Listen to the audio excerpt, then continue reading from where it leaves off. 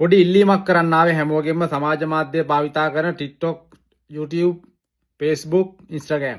සංජු කියලා TikTok එකේ ප්‍රසිද්ධ ගෑනු ළමෙක් ඉන්නවා දරුවෙක් දුවෙක් මේ ඉන්නේ ඒ දුව. එයාගේ AI වලින් හදපු වීඩියෝ එකක් මේ වෙනකොට හැම තැනම ෂෙයා වෙලා තියෙනවා. ඒ වගේ වීඩියෝ හදලා දාන්න එපා. ඒව ෂෙයා කරන්න එපා. හරිද? ගෑනු දරුවෙක් පාරේ බැහැලා යන්න ඕනේ. ගොබ්බ සක්කිලි වැඩ කරන්න එපා. තාක්ෂණයේ තියෙන්නේ තව කෙනෙක්ගේ ජීවිතත් එක්ක සෙල්ලම් කරන්න නෙමෙයි. තාක්ෂණයේ තියෙන තමන්ට වැඩක් ගන්න. කාවුරුවත් මල් වගේ හදපු දරුවෝ ජීවිතත් එක්ක සෙල්ලම් කරන්න ඒක භාවිතා කරන්න එපා.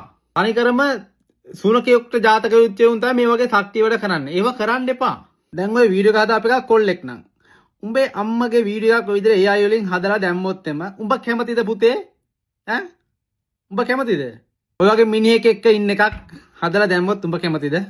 උඹේ අක්කගේ නංගිගේ දැම්මොත් උඹ කැමතිද? උඹ බැඳලා නම් උඹේ දුවේගේ එකක් ඔය විදිහට හදලා දැම්මොත් උඹ කැමතිද? උඹට පුළුවන් ද පාරේ බැලන්න? උඹේ අම්මට පුළුවන් ද පාරේ බැලන්න? උඹේ තාත්තට පුළුවන් ද පාරේ බැහැලා යන්න?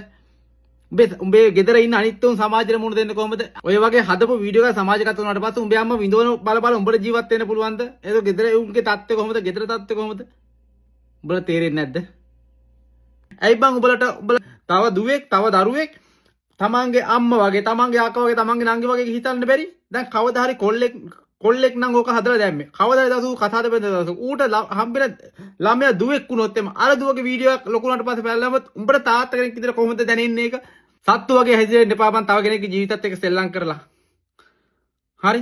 දැන් මේක හදපු එකක් කෙල්ලෙක් නම් හදලා දාපු එකක් කෙල්ලෙක් නම් මොකක් හරි තරහට. උඹේ අම්මගේ එක දැම්මොත් එම හවි විතර හදලා උඹ කැමතිද දුවේ? පුතේ දාපු එකගෙන් අහන්නේ මං. ඈ? තමන්ගේ අක්කගේ හරි නංගිගේ හරි හදලා දැම්මොත් නැත්නම් කතාද බැඳලා නම් ගෑණිගේ හදලා දැම්මොත් එම උඹලා සමාජයට මුණ දෙන්න පුළුවන්ද?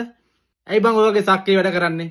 අනිත් කවුරු එහෙම හොඳට වැදගත් විදිහට හැදිච්ච දරුවෙක් එකක් වීඩියෝ එකක් හදලා ඔය විදිහට දැම්මහම ඒ දරුවට සමාජයට මුණ දෙන්න බෑ. ඒ දරුවෝ විදෝල මැරිලා ගියොත් ඒ දරුවෝ විදෝනකොට අර පවුලේ 4-5 දෙනෙක් වෙන අර 5 දෙනාම විදෝනෝ. ඒ මිනිස්සු මානසික වැටෙනවා. ඒ මිනිස්සු රස්සාවක් කරගන්න බෑ. ජීවත් වෙන්න බෑ.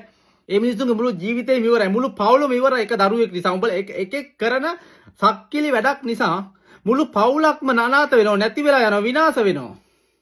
ඒ වගේ අලු ගුත්තේරුවට කරන්න එපා.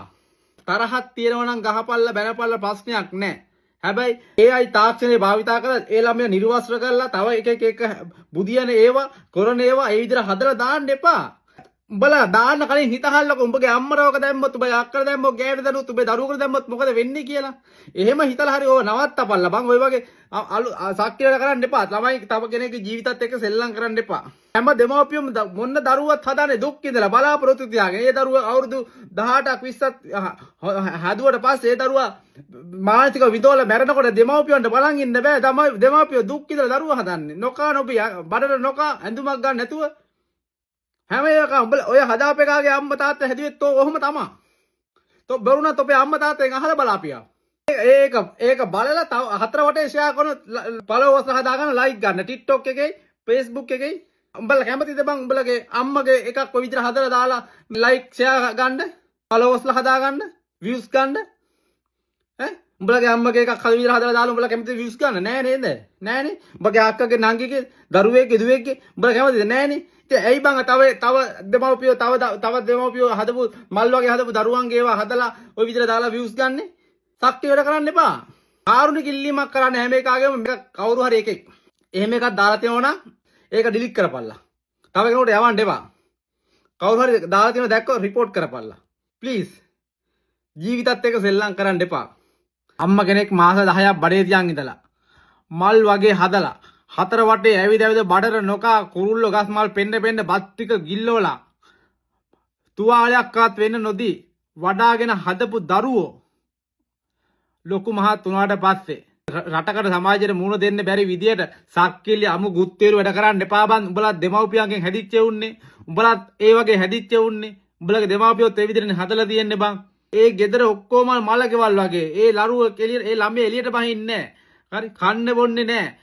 බලාගත්තොත් බලාගෙන ඒ ළමයා ස්ට්‍රෙස් හැදිලා ගෙදර එවුන් ඔක්කොම බඩගින්නෙන් ඔහෙ කල්පනා කරගෙන දුක් විඳින හතර වටේට අර විඳින ඔක්කොම බං උඹලගේ ඔය හදාපියුන්ගේ මුළු හත්මුතු පරම්පරාව හැඳි ගෑවිලා යනකොට බාර මිනිස්සු හූල්ලනකොට ඇයි බං උඹලගේ හදාපු දෙමව්පියන්ට ඔය වගේ රටක් සමාජයක් ඉස්සරහ කුණු හර්බෙන් බැනුම් අස්සලා දේශ දෙවල් තියවන්නේ මිනිසුන්ට කියලා.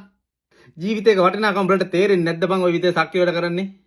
කොහෙවත් ඉන්නේ උන්ගේ ආතල් ගන්න ළමයි පාවිච්චි කරන්න එපා. කාගේ දරුවෝ. උඹලත් කවදාද දෙමව්පියෝ වෙනවා. උඹලත් කවදාද දුවේගේ තාත්තා කෙනෙක් අම්මා කෙනෙක් වෙයි.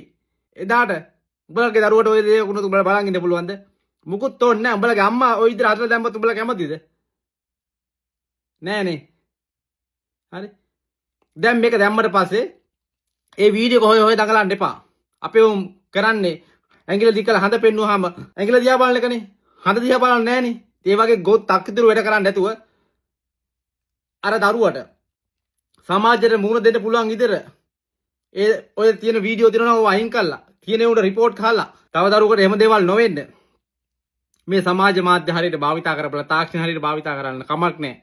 හැබැයි ජීවිතත් එක්ක සෙල්ලම් කරන්න එපා. අහිංසක දරුවෙක්ගේ අනාගතයක් වෙනුවෙන් අහිංසක දරුවෙක්ගේ ජීවිතයක් වෙනුවෙන් දුක් විඳින දෙමව්පියන්ගේ සහෝදරයන්ගේ වේදනාව වෙනුවෙන් කරන කාරුණික ඉල්ලීමක්. මේක යවන්න හැමෝටම.